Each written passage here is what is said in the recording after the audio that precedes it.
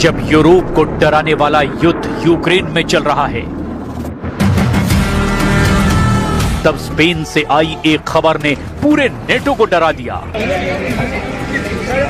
ये वीडियो देखकर लगता है जैसे एक बड़ा मिसाइल अटैक हुआ है। सब कुछ तहस नहस हो गया और एक ट्रेन को टारगेट किया गया है। लेकिन यह स्पेन की वो ट्रेन है जो पटरी से उतर गई। करीब 40 लोगों की मौत हुई है, 100 से ज्यादा जख्मी हुए हैं। हादसे के वक्त इस ट्रेन में करीब 400 लोग सवार थे। स्पेन के कोर्डोबा में जब यह हादसा हुआ, तब स्पेन के प्रधानमंत्री मीडिया से बात कर रहे थे और इसी दौरान उन्होंने यूरोप के साथ साथ डोनाल्ड ट्रंप के लिए बहुत बड़ी वार्निंग जारी कर दी है। Haría a Putin el hombre más feliz del mundo. Sería el hombre más feliz del mundo. ¿Por qué?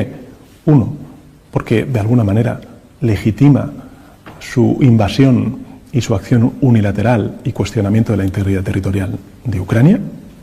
Y dos, porque mucho me temo que si se produjera esa invasión de Greenland पर America के कब्जे से Putin बहुत खुश होंगे, खूब ठहाका लगाएंगे और ये जेलेंस्की की बड़ी हार होगी। यही बात स्पेन के प्रधानमंत्री बताना चाहते हैं कि अगर ट्रंप ने ऑपरेशन ग्रीनलैंड चलाया तो इसका सबसे ज्यादा फायदा पुतिन को होगा।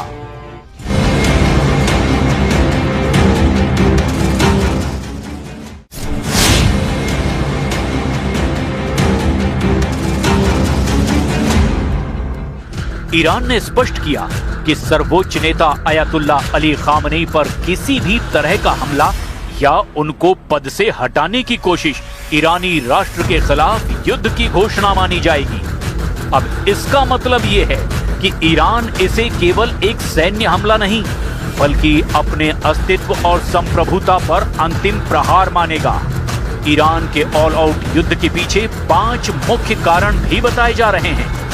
जब ईरान ऑल आउट वॉर की बात करता है तो उसके सैन्य प्लान में ये चीजें बहुत अच्छे से शामिल होती हैं।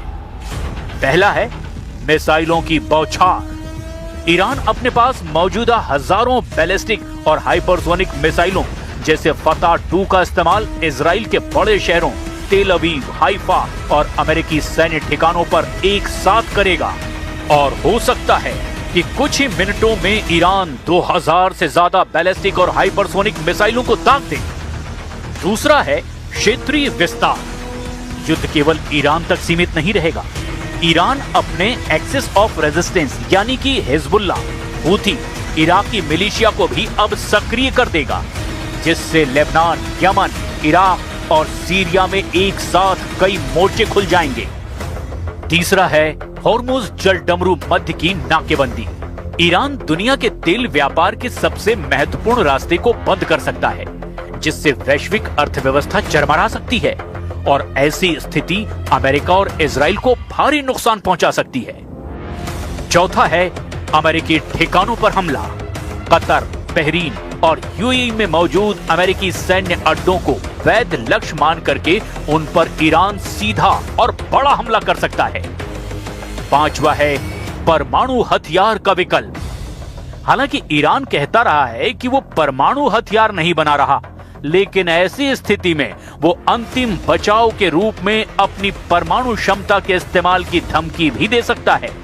जबकि अमेरिका और इजराइल का वॉर प्लान भी बेहद घातक है। अमेरिका की रणनीति मुख्य रूप से प्रिसीजन स्ट्राइक यानी सटीक हमला करने की है, ताकि ईरान के परमाणु और सैन्य बुनियादी ढांचे को पूरी तरह से तबाह किया जा सके। हालिया रिपोर्ट से पता चला है कि अमेरिका ने जैसे ऑपरेशन मिडनाइट हैमर से अपने B-2 स्पिरिट स्टिल्थ बॉम्बर्स का इस्तेमाल करके ईरान के 100 मीटर गहरे बंकरों फोर्डो और नतांज को निशाना बनाया, इसी तरह खामनेई के 100 मीटर गहरे बंकर में भी अमेरिका हमला करना चाहता है। आप ये भी जान लीजिए कि ईरान के राष्ट्रपति ने अमेरिका को ऑल आउट हमले को लेकर क्या लिखा है।